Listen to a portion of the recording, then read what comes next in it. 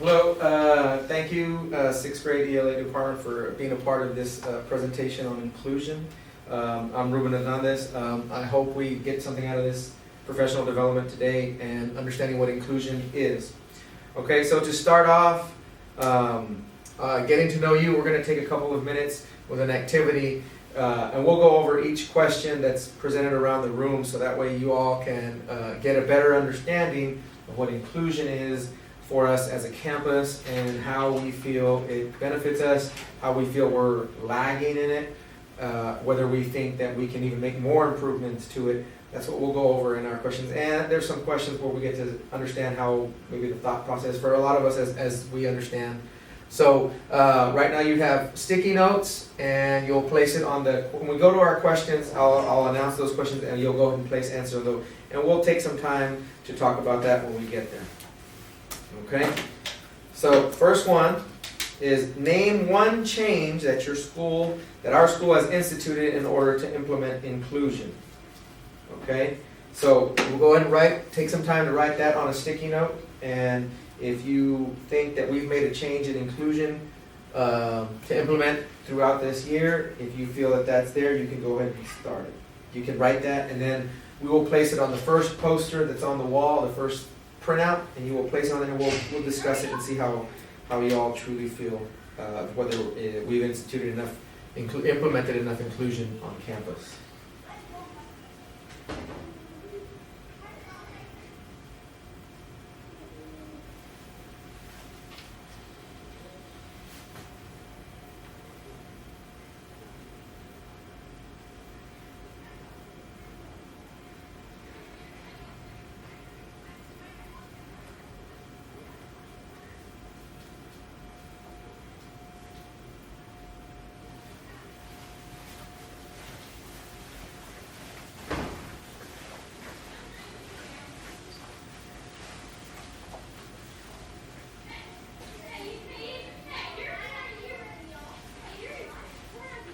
Do you just want us to answer this one, or do you want me to keep? No, go just on the first one. We'll place it on the first poster. I'll go ahead and place it for you Okay. guys. Okay, and then we'll. That's perfect. And then we'll talk about these right now. I'll pull this one off, and we'll discuss it a little bit, and then we'll go into the next question. Okay, so you guys wrote pretty decent. Well, we have made change to implement inclusion by making sure that word banks, outlines, and notes are given to students ahead of time. That's a really good example of modification, or not modification, but the steps we have taken towards making sure that we can provide that strategy and success for our students and making sure that they are having that. Another one, modification to help level for the field of work, which is good because you all deal with ELA, you deal with not just reading, but you deal with processing and writing, and that's a big strength that you're trying to include, so that way all of them have made that. Staff to student ratio lower, okay. Hired more support staff and in-class accommodation, which come from our accommodation from the student, from their actual plan, IEP, if we have any for those, we make sure that those are accommodated. That's a good idea, a good example of what we're doing on campus right now. So I applaud you on we had multiple on some and a couple on the others, which is good, but there's multiple examples there that we are instituting inclusion on campus, so that's important, okay? The second one, what is the biggest misconception about inclusion that we get? The biggest misconception that when you hear that word inclusion, the biggest misconception that we have that comes to mind. I'll walk around.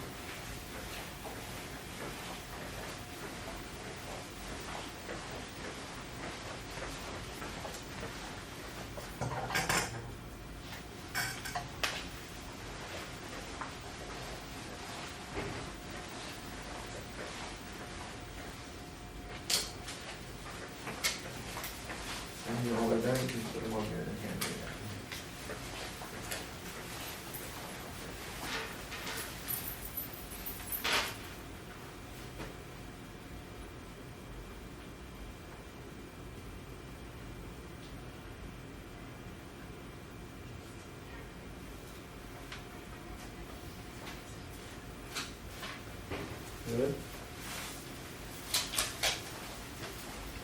Good. Let's see. So the biggest misconception that and a lot of you hit it on the head is that it only includes SPED. That's one. It could also be 504. Maybe just making sure all students have a voice, which is what we're really trying to make sure that we have the level playing field where everybody's successful and they're learning what they need to learn. And it's only for kids with disabilities. That's what does come around for a lot of thought processes, that it's that is not the case. And that sometimes, and this goes with you following your IEP, that sometimes time or accommodation time is optional. Somebody wrote, and that's not true. If it's inputted there and implemented in our IEP, you obviously have to follow that and make sure that that's taken care of. So it's not an optional part, but it isn't actually where we implement it. It is needed for that student. Okay, very good on the biggest misconceptions. The third one, what's the greatest barrier you feel that we see as a campus that we face in regard to inclusion, the biggest barrier? And I know there's a couple of ideas I have, and I'll go over those once I get your ideas in. Let me get the poster for you guys so you can stick them on there.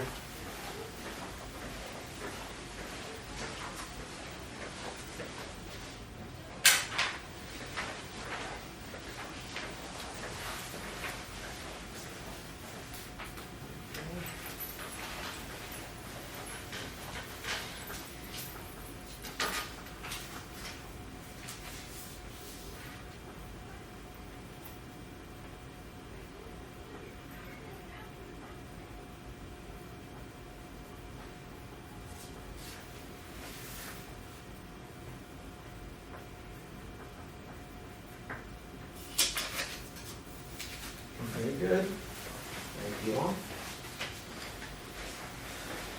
All right, the greatest barrier, having enough support, and that's really where I was going to, explain that is in-class support, whether it's by an aide, whether it's by another a SPED teacher, or a co-teacher that comes in and helps you, paras, aides, all those make a difference. Resources, professional development. This is a good example of making sure, even opening up your eyes to say, you know what, we need to implement more for our kids to be successful.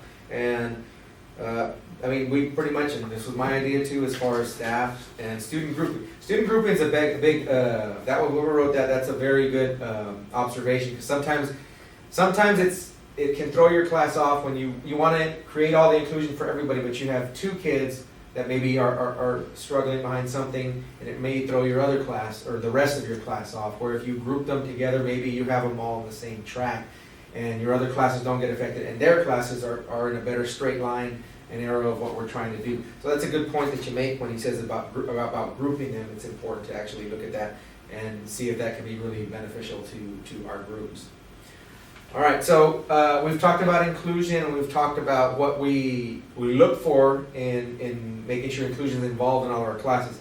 So we want to list one basic characteristic of an inclusive school. So think of an inclusive school where all students are inclusive in the classroom. What's one characteristic that you feel a campus or a school would have? And I'll grab the poster. You can place it on the poster. We'll go over them together and talk about those.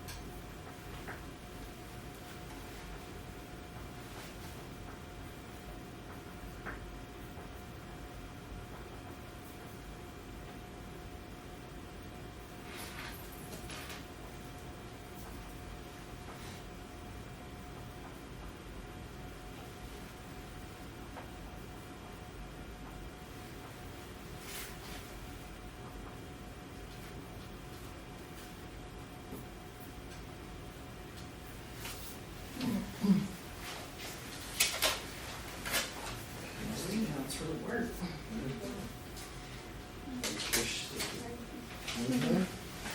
All right. So listing one basic characteristic for an inclusive school, one row, all students have a voice. Student receive instruction in the least restrictive environment.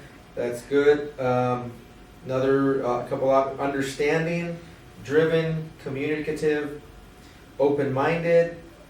Students are all getting the accommodations needed to help them, which is one of the biggest ones that where we talk about inclusiveness. But I think when you talk about inclusiveness is what we are doing to help that student. To me, the one that stands out the most is communicative, because it means that obviously the accommodations, what are being implemented, are being processed to that teacher to making sure that student is getting what they need to get. And all those are basically very real characteristics of an inclusive school. But I think the foundation of making sure that a student is inclusive and that everything is processed is making sure those steps are taken and everybody is constantly checking to make sure that that student is getting what they need to succeed. And that's where I think sometimes we lose the way, because that's not foreshadowed on of what needs to happen. And that's where, like as people say, we don't want to say it all the time, is that's why our kid falls through the cracks.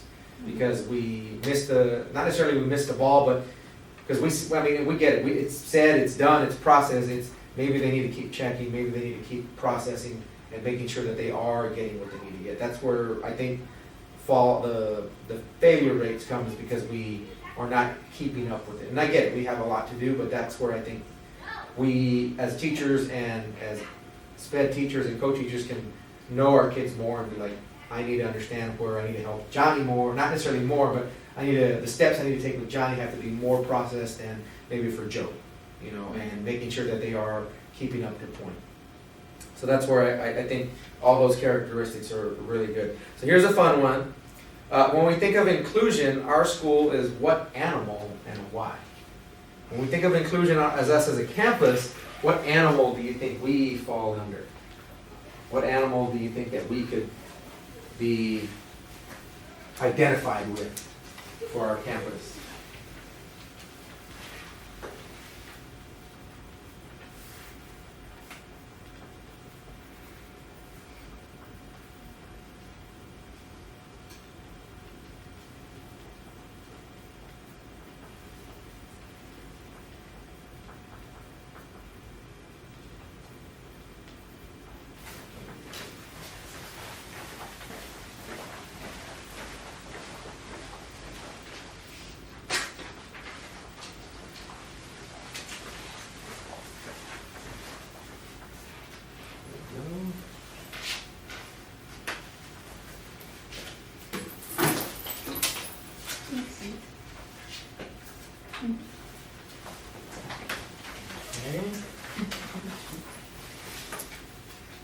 All right, good. No, I'm not doing it. All right, so I do get a couple, which most common are insects. In this case, we got ant, which of course, ants have to work constantly together. They create trails, they create paths, they burrow to their anthill or whatever they're in. It takes a lot of process for them to do that. Plus, they're stronger than, 10 times their body weight? Okay. Bees, worker bees and the queen bee is the principal. That can be true, that can be seen. Okay, and that can be seen. So I get that, and it deals with a lot of cohesiveness and working together, so that's good. Flock of migrating birds, which is inclusive to what they do, especially when they migrate. They have to know where they're going. In reality, they're processing a lot of things that we never really think. We kind of take for granted. They have to make sure they're the same speed, the same altitude, they're doing everything. And you really think about it, you see a flock of birds flying, oh, cool. But there's a lot of process in that for those groups. Because in reality, you got to all be to stick together. And that's true. That's at your last line. Stick together and meet all the needs of all the members, which is true. And that's where it's where we as teachers have to do the same for our students when we're trying to make sure they're inclusive in the classroom. You can get it. If you can get it, you can. Okay. All right, and the next one. This is Ms. Um, Wasowski. name a current district or school initiative that is compatible with inclusion. If you can think of anything that we've implemented in the last year, or even the year prior that you think, oh, you know what, we've been doing that. write that down on that sticky note, and we'll go over it together, and whether you think it's been beneficial. But that's a deeper conversation. But what do you think that we as a district or a school or a campus has made sure that has made it compatible with inclusion?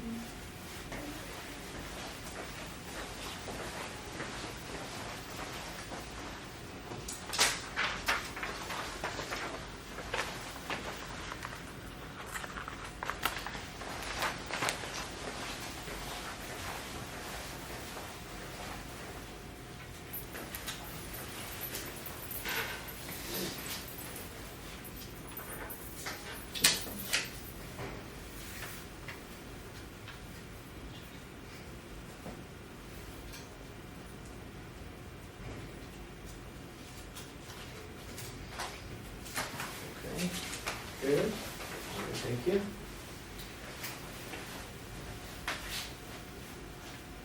Okay, so we did talk about district initiative with pull-out groups from another campus, which is true, and that's per day, per subject, which can, like I said, keeping that inclusiveness with the students and making sure that they are getting what they need, whether it's in-class support or anything like that, but that's beneficial to them. SEL lessons, tutorials, drafting for advisory board. So we've done a lot with the tutorials by having them Tuesday and Thursday, been a campus-wide thing, so that way when students do need to come, that makes them, that makes it easier on them, that makes it easier on parents. And we talked about tutorials, but I think one of the biggest things that we have as a campus that, or even as a district for that matter, is having a tutorial bus. Because there are some kids, and I've been in other districts where they can't stay because they gotta go on the bus. And even though, I mean, we're in a semi-rural, rural district where there's kids that live pretty far out, and so they need to get home or they don't have that ride. Given that we get out at 3 and some parents don't get out till 5:30, it just depends. So I think when we as a district have that tutorial bus, I think that's one big to kind of create that inclusiveness overall. And then the advisory period, yeah, we did that this year, and that's been, I think it's beneficial when you have days where you can say, help the student with what they need, or you do, what do we do, binder check, or grade checks to see where they are really at. And then if they are struggling in class, they have to email their parents or write a letter to their parent. I think that's beneficial, and that's not necessarily a part of inclusiveness, but that's something where we put, so that way we can identify if a student's struggling or whether they need help. You know, say they were struggling in Miss Gentry's class and they have to send that note, then that parent can take the steps to reach out, what's going on, what does he need help with, and you can explain, well, he needs to work on this, but if he stays for tutorials, and this is where the community part, like I said, comes into play, because parent will say, well, when do you have tutorials, because I don't know, he doesn't know. I said, no, he knows, but that's part of it. It's like if you tell parents, hey, we have tutorials every Tuesday and Thursday, parents are pretty open-minded and say, you know what, he will be there, and making sure that they get that help and that support, because we want all our kids to pass. Whether they're, like I said, whether they're in extracurriculars or not, they should be at that point to be successful, and I think that's where I think we've taken those steps. Making it easier for students to keep track of students' accommodations, and I think that's one thing that's important, because when you see all that, I've been in districts where it's just email after email, and you don't get the actual paper, which can fly over your head when you had it in an email, or you gotta go log on to your Eduforia and see everything on there. Yes, it probably does kill a lot of trees and all that, but I think honestly, when you get that, I mean, my binder is huge, but because I have I have a class of 76th graders, and I have 97th graders and 68th graders and 60 combined 7th and 8th in one class. So all those are majority, so I do get all those.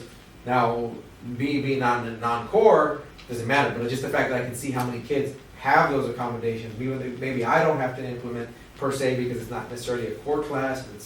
I'm not dealing with reading or anything of that nature, but I can understand and see how you all would have to go through that, and it makes a big difference when you have them. You say, and you separate them in class. You know, after a couple of days of meeting your kids and getting to know them, you know, I have to make those steps to make sure that Johnny doesn't fall behind. You know, and that we're all in the same place. So we'll get through the last two because we're at that first time. Okay. What training has your school received regarding inclusion besides this one? Okay. If you can remember any training or inclusion that has taken place, Write that in. Let me grab the paper for y'all to put on there.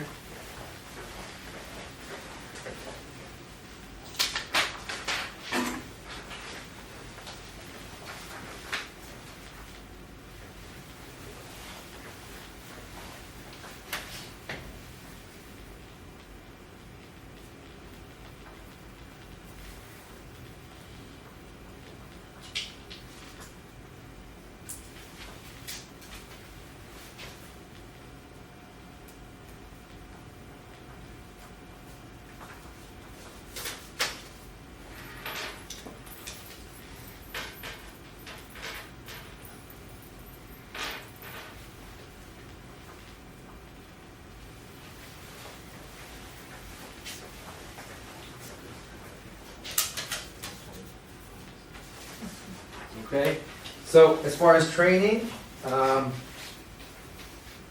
thing that we talked about district initiative is what I'll add to it is when you have the summer PDs, and going off what we answered here, is when we have flex days and all those, we make sure we get some sort of training over the summer or during our breaks. It's imperative because the district does that. Because I've been in other districts where you don't have days like that. It's just go if you want to, or they send you out throughout the year. Which I think if you're going with that mindset of what you're going to get, knowing what you're going to get, you probably benefit from it. It's like when you go to a classroom. I don't know if you want to go to it, or you're knowing what you're going to get. You know what you're expecting, as opposed to I don't know, we're doing a PD today, and then it comes into here's your slideshow and whatnot. Okay, so training we've done is summer PD workshop at University of Houston Clear Lake about inclusion tips and tricks for students, which is very good. Our ELA department took a short class on how to modify work for the modified students. That's important and good. Another one on how to support and include EB learners. EB learners are important, especially in a district like ours where we do have some non-English speaking students that come in, and knowing that those challenges are there, but at least we can start identifying, helping, and creating the process for how we can get those students successful. And of course, any summer and SPED training is also imperative. Okay, so going to the last one, inclusion is another fun one like we did. Inclusion is like what small household appliance and why? What small household appliance do you think would you feel like inclusion is relatable to us? And if it is, write it down and then maybe with some thoughts on why, on what you think.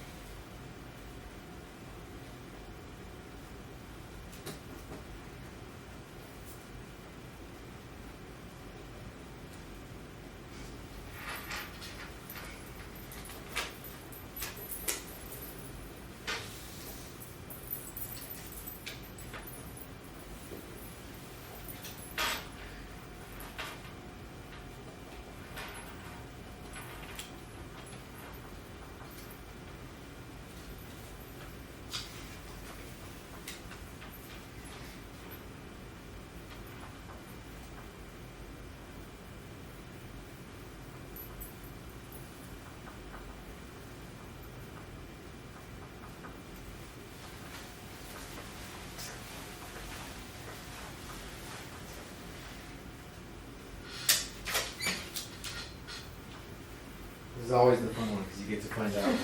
No, I think it's all. No, that's okay. What my answer is, but That's all right. oh, here's one of this. All right, so I had one stool because it helps people reach things like when students need support and we need to level that playing field. That's good. Inclusion is like a lamp. The light gives you a vision, and without it, we can see where we need to go, which is true. Okay?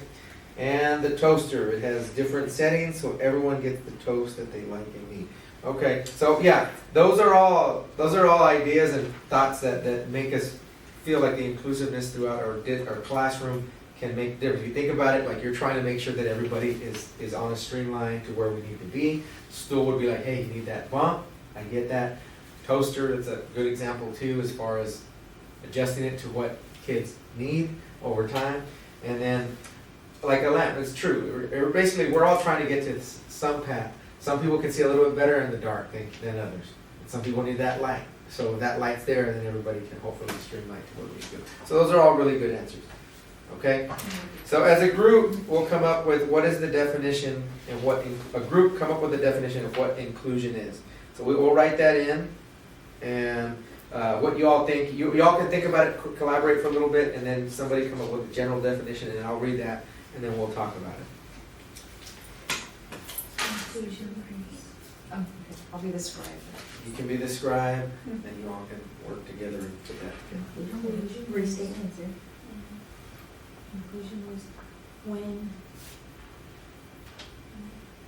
accommodations and modifications are made to adjust to the student needs.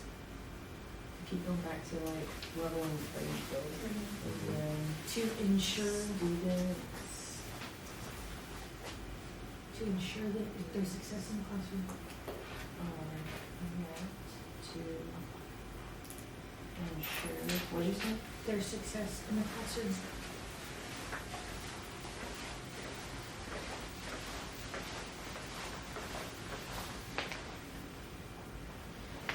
I should have put them I think it's good because we have 3 girls. right here. Oh, if you're reading. That's fine, I can read that. So inclusion is when students' needs are met to ensure that their success, there is success in the, or their success in the classroom. I read it incorrectly. Okay, and the biggest answer that we'll get is inclusive education is all students are educated in the general ed classroom to the greatest extent appropriate. Expectations are high. Okay, instruction is standard based. The curriculum is general education curriculum, and then individualized supports are available when needed. Okay, so the decisions are made on the basis of the student's needs and not labels and places. So another example is that it's the making sure that whether students with the diverse needs or anything in that classroom and their abilities are to ensure that they have a feel and a sense of belonging and they can succeed in the classroom. In other words, making sure that they are welcomed and being able to feel like they're not being, I guess you could say, singled out, but they're learning and going with it, trying to stick with the group, which is where we are trying to be.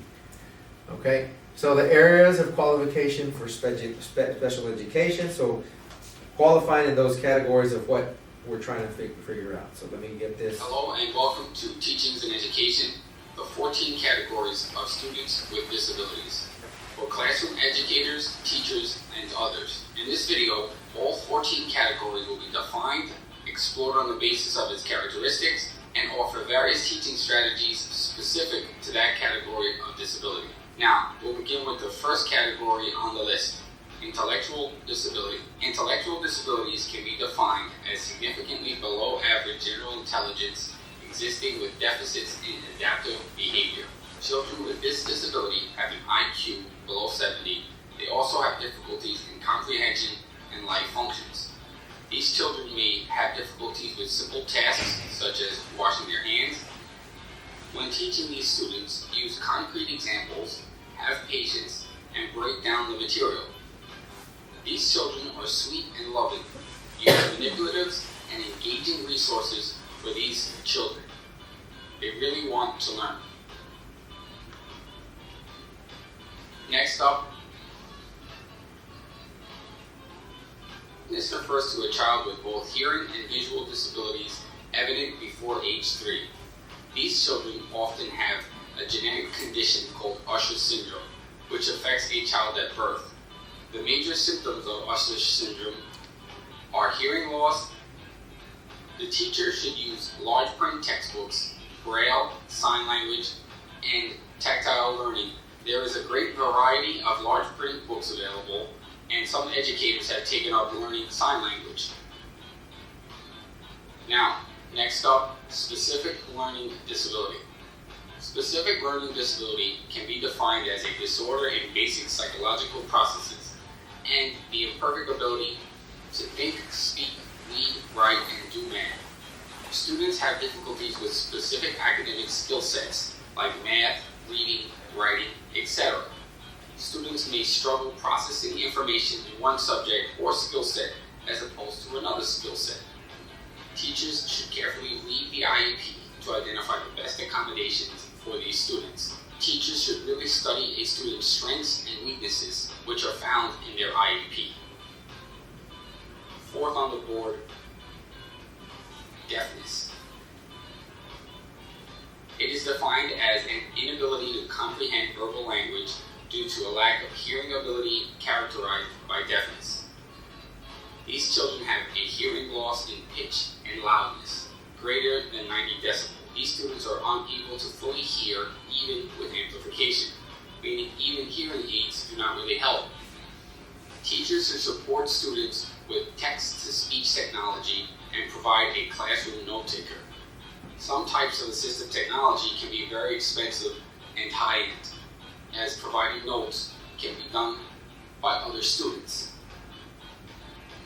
Fifth on the board, developmental disability are defined as children aged 3 through 9 with developmental delay in physical, cognitive, social, emotional, or adaptive development. The good news is that these children are often given early intervention services for their specific needs. These children are less developmentally or less developed physically when comparing to children of the same age. Early intervention services include assistive technology and medical, nursing, and nutritional services.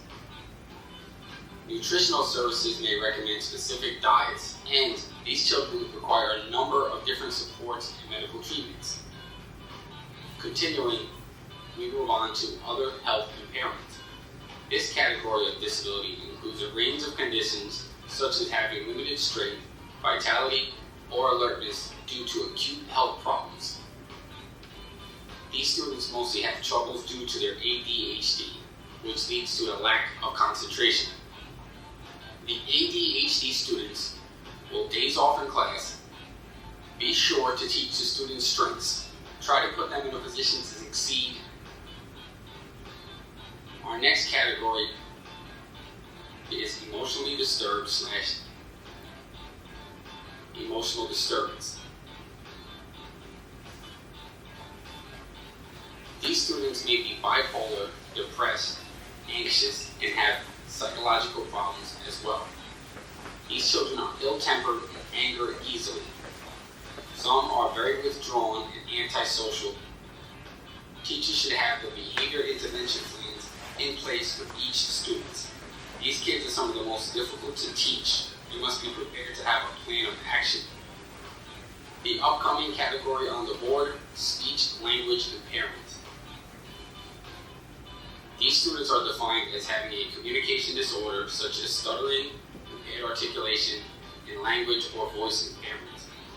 These students have trouble communicating, doing class presentations, and participating.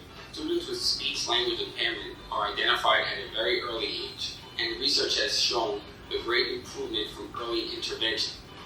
Teachers should communicate and work with the speech language pathologist on a regular basis. Build a relationship with speech teachers that revolve around providing the best education for the students. Next on the whiteboard, traumatic brain injury. This is defined as an acquired injury to the brain caused by external physical force resulting in total or partial functional disability. These students often have memory difficulties and concentration problems due to brain injury. Even with research, we don't really know exactly how traumatic brain injury will affect cognitive processes. Modify the work, provide the students with extra time, use clear worksheets, and scaffold. These students are going to need accommodations such as extra time. Try to avoid clutter on quizzes and worksheets. Next up, stay with me here, orthopedic impairments. This disability is defined as a severe impairment of the bones or muscles that adversely affects a child's educational performance. These students suffer severe burns, deformations, bone abnormalities, and distortions. The disability can be caused by bone tuberculosis. Some students even have muscle abnormalities and distortions. Teachers must carefully arrange the room so that students have clear paths. Try and seat these students in front of the room. Allow them to leave early, and they may need comfortable seating. Now we're going to move on to visual impairment.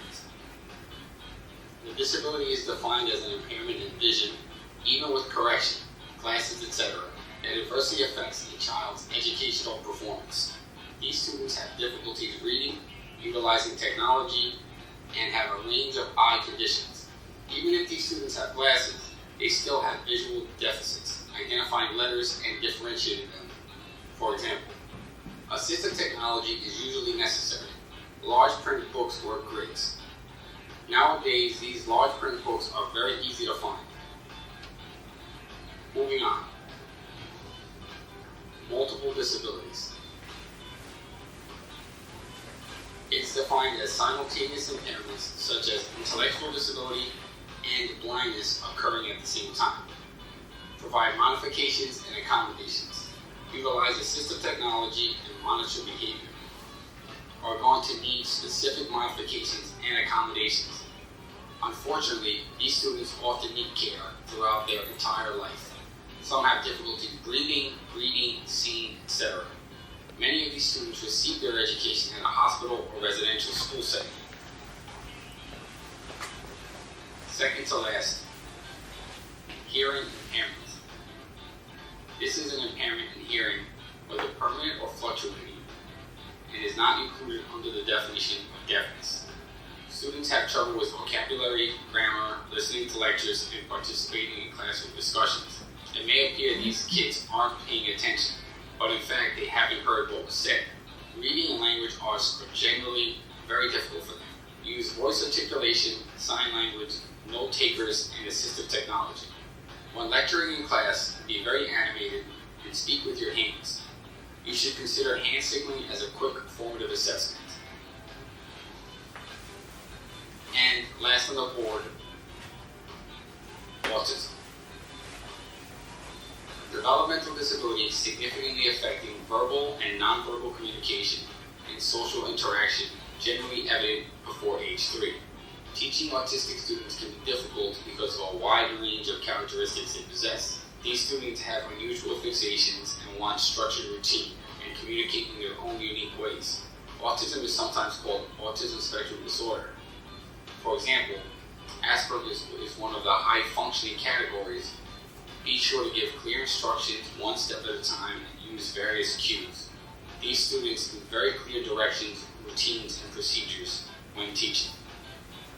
Now, if you would like more resources, please click on the link below to my Teacher store, and don't forget to subscribe to the channel.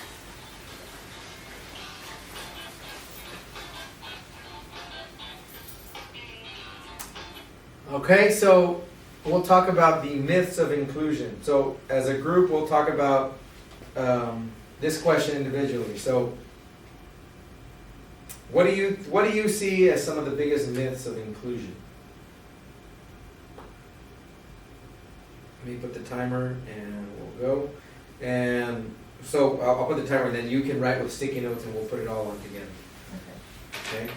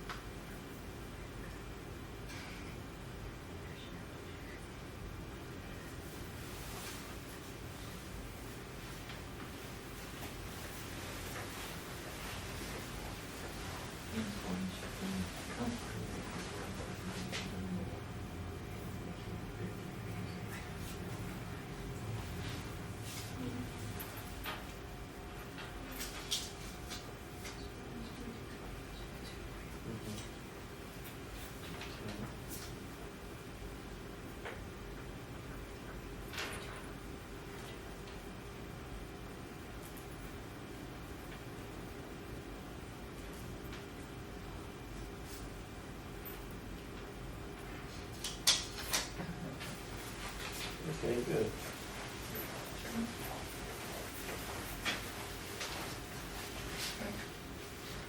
So one of the, yeah, that's where a lot of people usually resonate with how they feel about one of the biggest myths is that, yes, we're dealing with the majority of inclusion is with our SPED students and what we're trying to pick them up to where they need to be, but it does not always just include that. So we have 504s, you have other students that maybe, and that's where child finding comes into play. Sometimes they haven't been seen and they haven't been evaluated, they haven't had an R, they haven't had the diagnostician look at them. That's where it could come about where we've noticed something. So when in trying to create that inclusiveness, we could child find and identify a kid that maybe needs help with that. But yeah, it doesn't necessarily always affect with our SPED. It's inclusion. I should say this: inclusion is all of our SPED kids plus more. Okay, so when we look at that, that's where we really fall into play. Okay, so here are 5 models. We'll talk about co-teaching and how that affects us. Hello and welcome to Teachings in It's a Education, short video. Teacher Collaboration, and Co-Teaching. We are going to start with co-teaching, one of the main forms of teacher collaboration. The models are credited to Marilyn Friend. Here we'll review 5 of her models. The first one up is One Teach, One Support. In this model, one teacher is in charge of the classroom instruction, and the other teacher roams the room supporting students. So here's what it looks like. You'll usually see a general education teacher running the lesson, and the special education teacher walking around helping the students in any way possible. The positives include individual help for students, easy to observe behavior. The negatives are unequal power distribution, and students immediately expect help. On to the next model, parallel teaching. Students are divided into 2 groups, and both teachers cover the same content, thus increasing supervision. Visually, the classroom looks like this. One teacher is in charge of one half of the room, and the other teacher is in charge of the other half. The pros are you can work in small groups, and each teacher has lesson ownership. The cons are both teachers must know the content, and it can be hard to control the noise. The next model up is stations teaching. Here, this model utilizes learning centers, different lessons, where the teacher may individually lead different centers. In this example, I'll illustrate 2 stations, one with a chemical structure model, and the other where a lab demo is taking place. However, you can have 3 or 4 or 5 stations. A big positive is increased student engagement, and teachers can cover more material in a shorter time. Negatives are that it requires lots of pre-planning, and problems with timing often occur. Moving on to alternative teaching. In this model, the majority of students work with one teacher, but in a small group works with the other teacher. Here's what it looks like. You'll see most students with one teacher in a small group learning a different lesson with the other teacher. Some of the pros include differentiated instruction, and teachers can move students inside and outside of the classroom. The cons are one group may be viewed as smarter than the other group. And now we move on to the last model, the most effective model, team teaching. In team teaching, 2 teachers are working together during instruction with an equal understanding of content and respect from students. And here you can see what it looks like. Both teachers are in front of the room, simultaneously teaching the lesson to the students, taking and answering questions. The positives of this model are the students see both teachers as equals, All teachers can manage behavior. The negatives are that the teachers may step on each other's toes, and the students can often play teachers against each other. These models should be incorporated into what's called an inclusion classroom. The inclusion classroom houses both a special education and general education teacher, where both teachers work together to meet the needs of students with disability. Consultation, for example, is another way that teachers collaborate. Consultation happens all the time in schools without educators really acknowledging it. Anytime one educator solicits information from another, it's a form of consultation. It's usually a voluntary process where one teacher asks for the advice and expertise of another educator. Co-planning, another prevalent example of teacher collaboration. Co-planning occurs when educators work together to develop lesson plans and long-term unit plans. Some schools actually designate time for teachers to co-plan together, and co-planning can really save some time and energy for everyone. And the last collaboration method is teaming. Like my collaborative teacher, Mr. Rhodey, says, teamwork makes the dream work. We're smarter together than we are apart. That's all Teaming three. is basically teachers working together towards achieving goals. Some examples are PLCs, school data teams, anti-bullying coordinated teams. Right now, I want to say thank you for your time. Please subscribe to the channel, like and share this video as well. See you soon. Now, I think in that last part when it talked about the collaborations, I think y'all are fulfilling those. I think y'all do an excellent job when it comes to planning and organizing what y'all are doing throughout that. So lastly, the last activity we'll do is you have an A and you have an M on your table. So we're going to go through these accommodations. Accommodation is a change made to teaching or testing procedures in order to provide a student with access to information and to create an equal opportunity to demonstrate the knowledge and skills. A modification in change in what the student is expected to learn or demonstrate. While the student may be working on a modified course content, the subject area remains the same as the rest of the class. So accommodation is changing to the testing or the teaching procedure in order to provide the student access to the information. So when you think of one or the other, you will raise your A or your M, and we'll go from there. Okay? After I read this aloud, go ahead and raise up your card. Okay, vocabulary covered in an assessment is reduced to major concepts of the unit rather than the vocabulary presented in class. That would be a modification because they're reducing the load of what they need to do. Very good. All right, students access a narrative reading through an audio digital version that can be seen and heard at the same time. Accommodation or modification? Accommodation, good.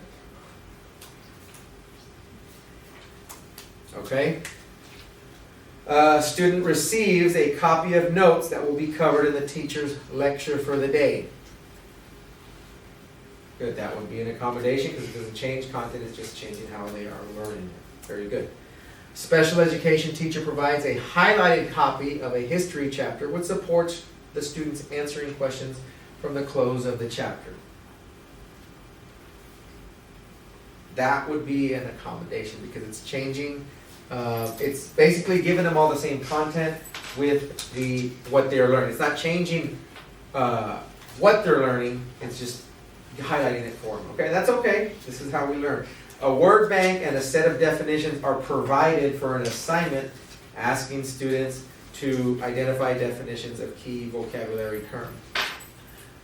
Okay, so this is one that gets a lot of people, which, at least from my understanding when you look at it right now, is, I guess the question really is everybody getting that or not? If it was a matter of the class wasn't, but he was, then yes, that would be a modification. If it's providing a word bank for the whole class, that's necessarily accommodation for the entire class. So you're in the right set of where it may be. But if it's affecting how they're testing procedures, so then in this case, because this is a test or an assignment, it would be a modification. Okay? An alternate assignment, a student completes a graphic organizer which includes key information covered in a set of questions, accommodation or modifications. That would be a mod because they're changing the whole assignment for them. Okay? All right, a student spends 30 minutes at the start of school day with the special educator being introduced to key vocabulary for the week. That would be accommodating because they're helping the student learn what they are supposed to be learning. They're not changing it, they're not saying, hey, these are the words you're doing, not everybody else. But that would be accommodating because they're helping that student out. Students' version of the class study guide is a slot outline with the words, terms listed on a separate page. That would be accommodation. The words are still there, they are just changed a little different in how they are viewed, but it's the same topic, same concepts, okay? Students' choice on multiple choice assessment are reduced from 4 choices to 3. That would be mod, that's right, because they are changing what needs to be done, apologize, that would be a, okay? A student completes the same assessment question as everyone else, but his questions are entered into an iPad and uses headphones to hear them being read aloud. That would be an accommodation, correct? Okay, instead of an essay addressing cause and effect of a historical event, a student creates a timeline for the period and levels with big ideas. It would be more likely to be a mod because of the fact that it's not covering the same concept. Yes, you're asking them to write an essay, so instead of doing that, you're giving them a timeline. It gives them they're probably putting like what happened, essentially happened after that. They're creating it, but they're learning it differently. So this would be a mod. Very good. And lastly, I won't make you do this, but usually what we'll do, if we have a bigger group, we will have people, inclusion support group, they'll sign up for a speed day, basically the same thought process of what they think they are in. But I'd like to thank you all for being a part of this training today. Thank you all so much. Y'all have a great, if you learned something from this, it makes my day because at least y'all are learning from it. So thank you all very much. I appreciate your time. Thank you. Thank you.